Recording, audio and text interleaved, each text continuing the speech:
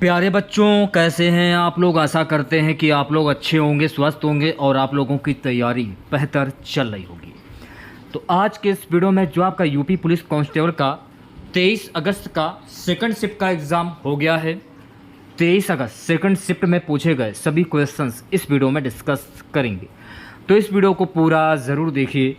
Video अच्छा लगे तो प्लीज़ वीडियो को लाइक और शेयर ज़रूर करें, और जो भी हमारे नए बच्चे हैं, जिन बच्चों ने चैनल को सब्सक्राइब नहीं किया है तो प्लीज़ चैनल को सब्सक्राइब करके नोटिफिकेशन बेल ऑन करना ना भूलें। वीडियो को स्टार्ट करते हैं। सो गाइस, पहला क्वेश्चन, यूडीआरएच मानव अधिकारों की सार्वभौम घोषणा का कौन सा अनुच्छेद उत्पीड़न से शरण लेने के अधिकार की गारंटी देता है? अनुच्छेद 10, अनुच्छेद 14, अनुच्छेद 18 या अनुच्छेद 25? ऑप्शन नंबर वी जो है ये बिल्कुल करेक्ट हो जाएगा। अनुच्छेद 14 जो है ना, उत्पीड़न से शरण लेने के अधिकार की गारंटी देता है। अगला प्रश्न देखिए, पूछा गया था एनपीए का पूर्ण रूप क्या है? एनपीए का पूर्ण रूप होता है गैर निष्पादित परिसंपत्तियां, जिसे हम बोलते हैं non performing asset trust. Option number A जो है ये बिल्कुल करेक्ट हो जाएगा। सो गाइस, नेक्स्ट क्वेश्चन पूछा गया था कि उत्तर प्रदेश के किस जिले में शेरा नृत्य मनाया जाता है? तो गाइस, उत्तर प्रदेश के ललितपुर में शेरा नृत्य मनाया जाता है। ऑप्शन नंबर सी जो है ये बिल्कुल सही हो जाएगा। नेक्स्ट क्वेश्चन देखेगा, व्यापक परमाणु परीक्षण प्रतिबंध संधि का मुख्य उद्देश्य क्या है? व्यापक परमाणु परीक्षण प्रतिबंध संधि का मुख्य उद्देश्य होता है नागरिक और सैन्य दोनों उद्देश्यों के लिए सभी परमाणु विस्फोटों पर प्रतिबंध। ऑप्शन नंबर डी जो है ये बिल्कुल सही हो जाएगा। जिन लोगों ने अभी तक वीडियो को लाइक नहीं किया है तो सभी बच्चों से रिक्वेस्ट है, प्लीज़ वीडियो को लाइक कीजिए। अर्जुन पुरस्कार किस क्षेत्र में उपलब्धियों के लिए प्रदान किया जाता है? तो अर्जुन पुरस्कार जो है ना, खेल के क्षेत्र में प्रदान किया जाता है। तो ऑप्शन नंबर ए जो है ये बिल्कुल सही हो जाएगा। India wins freedom, India wins freedom किसकी आत्मकथा है? तो इंडिया विंस फ्रीडम जो है ना, अबुल कलाम आज़ाद की ये आत्मकथा है। तो ऑप्शन नंबर डी जो है ये बिल्कुल सही हो जाएगा। अगला प्रश्न देखिएगा, 2016 के विमुद्रीकरण के बाद आरबीआई को कितने प्रतिशत 500 और 1000 नोट के प्राप्त हुए थे? 98.96%। तो ऑप्शन नंबर ए जो है ये बिल्कुल करेक्ट हो जाएगा। नेक्स्ट क्वेश्चन देखिएगा, 1993 में मानव अधिकारों पर विश्व सम्मेलन ने खालिस्तान को अपनाया है। 1993 में मानव अधिकारों पर विश्व सम्मेलन ने वेना घोषणा को अपनाया है। तो ऑप्शन नंबर सी जो है ये बिल्कुल करेक्ट हो जाएगा। चलिए बढ़ते हैं नेक्स्ट क्वेश्चन की ओर। सो गाइस, नेक्स्ट क्वेश्चन है हमारा कि किस संवैधानिक संशोधन अधिनियम ने लोकसभा और राज्य विधानसभाओं में अनुसूचित जातियों और अनुसूचित जनजातियों के लिए सीटों के आरक्षण को बढ़ाया? 79वां संशोधन। ऑप्शन नंबर डी जो है ये बिल्कुल करेक्ट हो जाएगा। सेशन को शेयर कर दीजिए और वीडियो को लाइक कर दीजिए। नेक्स्ट क्वेश्चन पूछा गया था, लोकटक झील भारत के किस राज्य में स्थित है? तो मेरे प्यारे साथियों कि लोकटक झील जो है ना, ये भारत के मणिपुर राज्य में स्थित है। तो ऑप्शन नंबर वी जो है ये बिल्कुल सही हो जाएगा। प्रस्तावना उद्देशिका में राष्ट्र की एकता और अखंडता शब्दों का उद्देश्य किस मौलिक सिद्धांत को बढ़ावा देना है? बंधुत्ता। ऑप्शन नंबर सी जो है ये बिल्कुल करेक्ट हो जाएगा। नेक्स्ट क्वेश्चन देखिएगा, क्या बोल रहा है, एक खालिस्तान है एक सॉफ्टवेयर प्रोग्राम जो इंटरनेट के माध्यम से आने वाले सभी डेटा को फिल्टर करता है। फायरवॉल जो है ना, ये एक ऐसा सॉफ्टवेयर है जो इंटरनेट के माध्यम से आने वाले सभी डेटा को फिल्टर करता है। तो ऑप्शन नंबर डी जो है ये बिल्कुल करेक्ट हो जाएगा। अगला क्वेश्चन देखिएगा सभी बच्चे, दर्शकों के साथ संवाद करने के लिए सोशल मीडिया प्लेटफॉर्म के रणनीतिक उपयोग के लिए क्या शब्द हैं?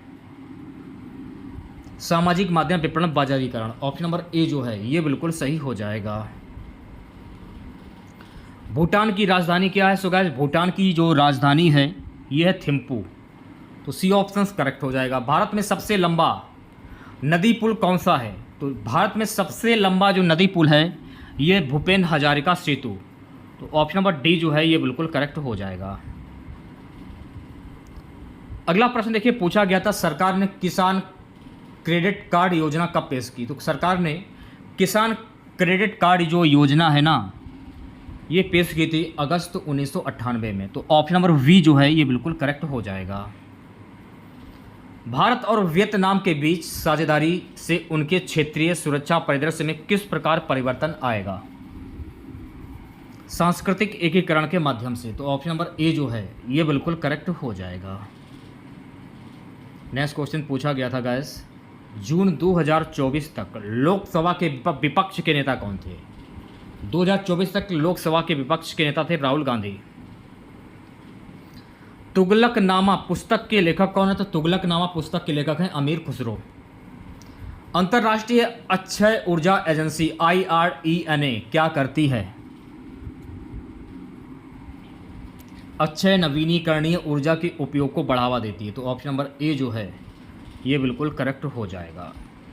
मेरे प्यारे साथियों, नेक्स्ट क्वेश्चन पूछा गया था, वैश्विक आतंकवाद विरोधी प्रयासों के समन्वय के लिए किस संगठन को जिम्मेदार माना जाता है?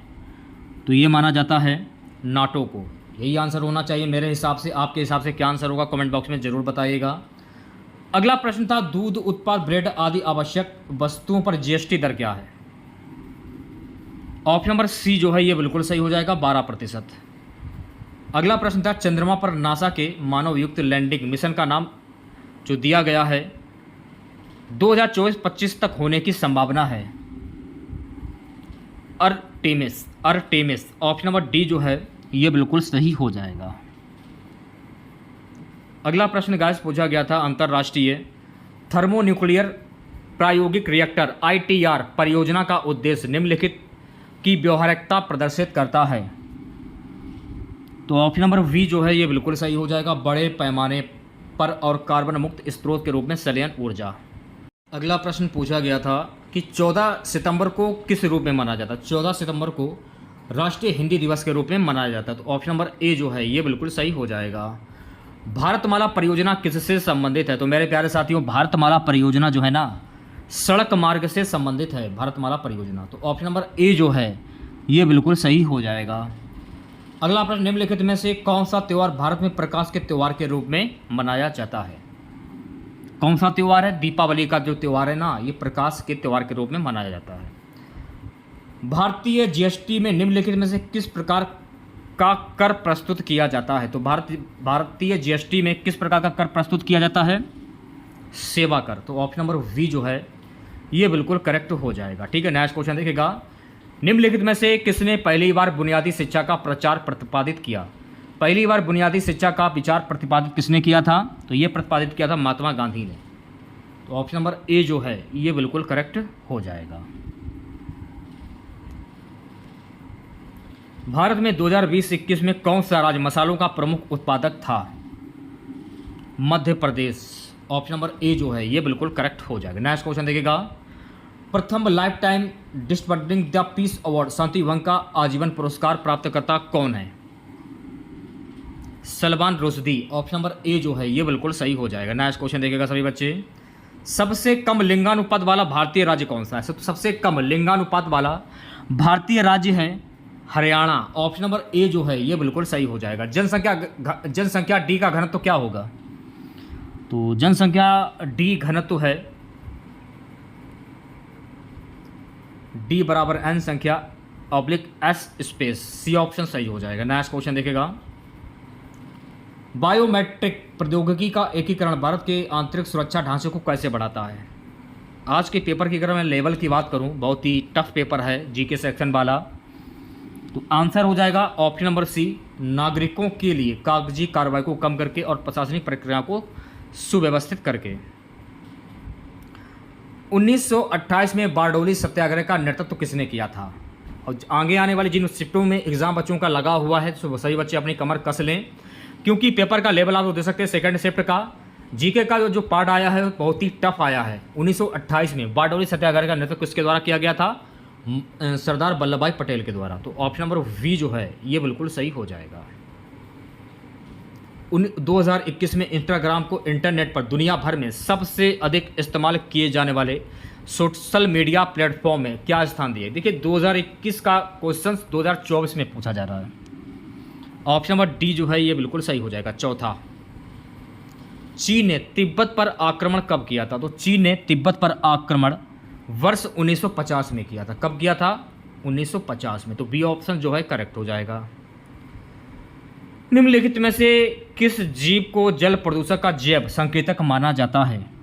मेढक को माना जाता है। ऑप्शन नंबर सी जो है ये बिल्कुल सही हो जाएगा। चलिए अब बढ़ते हैं हिंदी वाले सेक्शन पर। हिंदी में कैसे क्या प्रश्न पूछे गए हैं, चलिए वो देख लेते हैं। अगर आप लोगों ने अभी तक वीडियो को लाइक नहीं किया है तो सभी बच्चों से गुजारिश है हाथ जोड़कर प्लीज़ वीडियो को लाइक कर दीजिए यार, क्या कर रहे हैं आप लोग। ये रहा हिंदी वाला पार्ट। प्रश्न संख्या 114 से 118 गद्यांश प्रश्न है। झांसी की रानी कविता सुभद्रा कुमारी चौहान की प्रसिद्ध कविता। तो यहाँ पर आपको एक बात ध्यान रखना है, झांसी की रानी की जो कविता है सुभद्रा कुमारी चौहान के द्वारा लिखी गई है।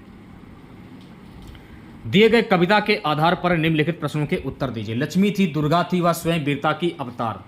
देख मराठे पुलकित होते उसके तलवारों के बार। नकली युद्ध, व्यू की रचना और खेलना खूब शिकार। सैन्य घेरना, दुर्ग तोड़ना था उसके प्रिय खेल बार। महाराष्ट्र कुल देवी उसका भी आराध भवानी थी। बुंदेले हर बोलो के मुंह हमने सुनी कहानी थी। खूब लड़ी मर्दानी वह तो झांसी वाली रानी थी। अब क्वेश्चन देखेगा, वैसे तो गद्यांश पूछा जाता है लेकिन आज एक कविता पूछी गई है। कवित्री की अधिकांश रचनाएं हैं। इस क्वेश्चन में थोड़ा सा डाउट है हमको, बी ऑप्शन होना चाहिए। आपके हिसाब से क्या आंसर होगा कमेंट बॉक्स में जरूर बताइएगा। खूब लड़ी मर्दानी वह तो झांसी वाली रानी थी में मर्दानी शब्द का अर्थ क्या होता है? तो मर्दानी शब्द का अर्थ क्या होता है? तो मर्दानी शब्द का अर्थ होता है पुरुषत्वान। ऑप्शन नंबर सी जो है ये बिल्कुल सही हो जाएगा। उक्त गद्यांश का सही शीर्षक क्या हो सकता है? तो उपयुक्त गद्यांश का सही शीर्षक है ऑप्शन नंबर ए यानी कि झांसी की रानी। ऑप्शन नंबर ए सही हो जाएगा। इस कविता की कवित्री का नाम क्या है? ये कविता किसके द्वारा लिखी गई है झांसी की रानी वाली? सुभद्रा कुमारी चौहान के द्वारा। स्टार्टिंग में मैंने आपको बताया था। इस कविता में प्रयोग किया गया रस कौन सा है? तो इस कविता में प्रयोग किया गया रस है वीर रस। ऑप्शन नंबर डी सही हो जाएगा। दिए गए विकल्पों में विदुर का स्त्रीलिंग शब्द क्या होगा? विदुर का स्त्रीलिंग शब्द, देखिए छपा हुआ क्वेश्चन रखा है, ये मैंने आपको पढ़ाया था। विदुर का स्त्रीलिंग शब्द क्या होता है? तो विदुर का स्त्रीलिंग शब्द होता है गाइस विधवा। ठीक है, यानी जिसकी पत्नी, अगर इसकी पत्नी मर गई तो वो विदुर होता है, और जिसका पति मर गया उसको विधवा कहते हैं। तो इसका अपोजिट क्या होगा? विदुर का विधवा हो जाएगा। अगला क्वेश्चन क्या? तुम कब आओगे? इस वाक्य में उचित विराम चिन्ह क्या होगा? तुम कब आओगे। अब इसमें कोई कंफर्म तो नहीं कि तुम कब आओगे, कोई टाइम निश्चित नहीं है, शाम भी हो सकती है, रात भी हो सकती है। तो तुम कब आओगे, तो उसमें क्या हो जाएगा? प्रश्नवाचक चिन्ह। तो ऑप्शन नंबर वी जो है ये बिल्कुल करेक्ट हो जाएगा। 1987 में मगध कविता के लिए साहित्य अकादमी पुरस्कार किसे दिया गया? 1987 में मगध कविता के लिए साहित्य अकादमी पुरस्कार जो है ना ये दिया गया था श्रीकांत वर्मा को। तो ऑप्शन नंबर वी जो है ये बिल्कुल करेक्ट हो जाएगा। निम्नलिखित में से कौन सा शब्द विशेषण है? तो निपट जो है ना ये विशेषण शब्द हो जाएगा। तो सी ऑप्शन करेक्ट हो जाएगा। अव्यय के कितने भेद होते हैं? देखिए ये भी प्रश्न छपा हुआ रखा है आपके सामने। अव्यय के कुल 5 भेद होते हैं। तो सी ऑप्शन करेक्ट हो जाएगा। त्रा वर्ण का उच्चारण स्थान क्या होगा? त्रा। तो त्रा वर्ण का उच्चारण होता है मूर्धा। ऑप्शन नंबर डी जो है ये बिल्कुल सही हो जाएगा। ओंठ के लिए पा फा बा भा भा मा। दंत के लिए का खा दा दा दा ना। कंठ के लिए का खा गा घा घा। दंत के लिए पा फा बा भा भा ता था दा धा ना दांत के लिए होता है। ठीक है, नेक्स्ट क्वेश्चन देखिएगा। काव्य की शोभा बढ़ाने वाले धर्मों को अलंकार कहते हैं। इस उक्ति में प्रयुक्त धर्म शब्द का क्या अर्थ है? इस शब्द में हो जाएगा गुण। ऑप्शन नंबर वी जो है ये बिल्कुल सही हो जाएगा। कानन का पर्यायवाची शब्द क्या होता है? तो मेरे प्यारे साथियों कानन का पर्यायवाची शब्द होता है अरण। अरण भी होता है, वन भी होता है। अब इनमें से क्या एक आंसर, इनमें से एक होना चाहिए। कर्ताकृत में समास क्या होगा? कर्ताकृत में, तो कर्ताकृत में समास हो जाएगा कर्मधार समास। तो सी ऑप्शन जो है करेक्ट हो जाएगा। निम्नलिखित में से किस वाक्य में कृतवाचक का प्रयोग हुआ है? किस वाक्य में कृतवाचक का प्रयोग हुआ है? मोहन पुस्तक पढ़ रहा, इस वाक्य में कृतवाचक का प्रयोग हुआ है। ठीक है, नेक्स्ट क्वेश्चन देखिएगा। निम्नलिखित में से पुल्लिंग शब्द छांटिए। तो यहाँ पर आपको पुल्लिंग शब्द की पहचान करनी है। ऑप्शन नंबर डी जो है आहार जो है ना ये पुल्लिंग शब्द हो जाएगा। तो डी ऑप्शन करेक्ट हो जाएगा। नेक्स्ट क्वेश्चन, माघ फाल्गुन में पड़ने वाली ऋतु के लिए एक शब्द क्या होगा? माघ फाल्गुन में पड़ने वाली ऋतु इसको क्या कहते हैं? शिशिर कहते हैं। क्या कहते हैं? शिशिर। ऑप्शन नंबर ए सही हो जाएगा। अभिज्ञ शब्द का समानार्थक शब्द क्या होता है? अभिज्ञ का समानार्थक शब्द होता है गाइस जानकार। क्या होता है? जानकार। वी ऑप्शन करेक्ट हो जाएगा। चीप की दावत, देखिए छपा हुआ क्वेश्चन रखा है। चीप की दावत कहानी के रचनाकार कौन है? तो चीप की दावत कहानी के रचनाकार हैं मेरे प्यारे साथियों भीष्म साहिनी। तो ऑप्शन नंबर सी करेक्ट हो जाएगा। निम्नलिखित में से कौन सा अर्धविराम चिन्ह है? अर्धविराम चिन्ह की पहचान कर रही तो ये अर्धविराम चिन्ह हो जाएगा। इति इति शब्द युग्म का सही विकल्प चुनिए। इति इति समाप्ति बाधा। ऑप्शन नंबर ए जो है ये बिल्कुल सही हो जाएगा।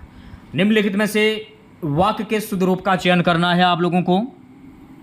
तो मेरे हिसाब से वैसे तो ये हो जाना चाहिए ऑप्शन नंबर वी, मैं गाने का अभ्यास करता हूं। ये होना चाहिए आंसर। आपके हिसाब से क्या होगा कमेंट बॉक्स में जरूर बताइएगा। अभय उभय शब्द युग्म का सही अर्थ क्या है? उभय अभय उभय, इसका सही अर्थ युग्म होता है निर्भय या दोनों। ऑप्शन नंबर ए सही हो जाएगा। अंधेर नगरी का अर्थ क्या होता है भैया मेरे? तो अंधेरे नगरी का अर्थ होता है मेरे प्यारे साथियों अन्याय की जगह। ऑप्शन नंबर वी जो है ये बिल्कुल सही हो जाएगा। क्रांति क्लांति शब्द युग्म का सही अर्थ क्या होता है? चमक थकावट। ऑप्शन नंबर वी जो है ये बिल्कुल करेक्ट हो जाएगा। आदि व्याधि शब्द युग्म में आदि का अर्थ निम्नलिखित में से क्या है? सो गाइस इसका अर्थ होता है मानसिक कष्ट। ऑप्शन नंबर ए जो है ये बिल्कुल सही हो जाएगा। ता वर्ग की ध्वनियों का उच्चारण स्थान क्या होता है? ता दंत यानी ता था दा धा ना। ता हुआ, था हुआ, धा हुआ, ता था दा, ता था दा धा ना। ये सभी शब्द जो है ना दंत से बोले जाने वाले उच्चारण हैं। वह लाचार है क्योंकि वह अंधा। देखिए छपा हुआ क्वेश्चन रखा है जो मैंने पढ़ाया था। तो मैंने अपने पिछले वीडियो में आपको बताया था कि वह लाचार है क्योंकि वो अंधा है। इसका कोई कारण होगा ना तभी तो वो लाचार है, वो अंधा है। तो आंख बनते कारण, कारणवाचक। विनु पग चले विनु सुनु काना, विनु कर विनु करे कर्म करे विदु नाना। इन पंक्तियों में कौन सा अलंकार होगा? देखिए छपा हुआ क्वेश्चन ये भी रखा है। तो यह हो जाएगा विभावना अलंकार। तो ऑप्शन नंबर डी जो है ये बिल्कुल सही हो जाएगा। निम्नलिखित में से किस क्षेत्र में योगदान के लिए ज्ञानपीठ पुरस्कार प्रदान किया जाता है? देखिए छपा हुआ क्वेश्चन रखा है साहित्य अकादमी पुरस्कार। तो डी ऑप्शन करेक्ट हो जाएगा। नेक्स्ट क्वेश्चन देखिएगा। दवाई शब्द का सही बहुवचन रूप क्या होगा? दवाइयाँ होता है। क्या होता है? दवाइयाँ। तो बी ऑप्शन करेक्ट। वर्णमाला किसे कहते हैं? देखिए छपा हुआ क्वेश्चन रखा है। वर्णमाला किसे कहते हैं? तो वर्णमाला कहते हैं वर्णों के व्यवस्थित समूह को। ऑप्शन नंबर सी जो है ये बिल्कुल सही हो जाएगा। अंगारे बरसना मुहावरे का सही अर्थ क्या होगा? यानी कड़ी धूप होना। अब कुछ लोग कहेंगे कि ये आंसर होगा नहीं, यही होगा आंसर, कड़ी धूप होना। घर का रहस्य जानने वाला बड़ा घातक होता है। अर्थ का बौद्धिक लोकतृप्ति क्या होगी? घर का वेदी लंका ढाए। ऑप्शन नंबर वी सही हो जाएगा। निम्नलिखित में से विशेषण शब्द है। विशेषण शब्द सुंदर जो है ना ये विशेषण शब्द हो जाएगा। मुझे बारिश में भीगना पसंद नहीं है किस सर्वनाम का उदाहरण है? उत्तम और मध्यम पुरुष दोनों। सी ऑप्शन सही हो जाएगा। निर्वासित, देखिए छपा हुआ क्वेश्चन रखा है। इत प्रत्यय हो जाएगा निर्वासित यानी लास्ट वाला शब्द। तो ये थे आपके यूपी पुलिस कांस्टेबल का सेकंड शिफ्ट का पेपर। तो सॉल्व करा दिया है। तो अगर आप लोगों को वीडियो अच्छा लगा हो तो प्लीज़ वीडियो को लाइक कीजिए, शेयर कीजिए। चैनल पर नए हैं, अगर आप लोगों ने अभी तक चैनल को सब्सक्राइब नहीं किया है तो प्लीज़ चैनल को जरूर सब्सक्राइब करें और नोटिफिकेशन बेल ऑन करना ना भूलें। मिलते हैं नेक्स्ट वीडियो के साथ। जय हिंद, जय भारत।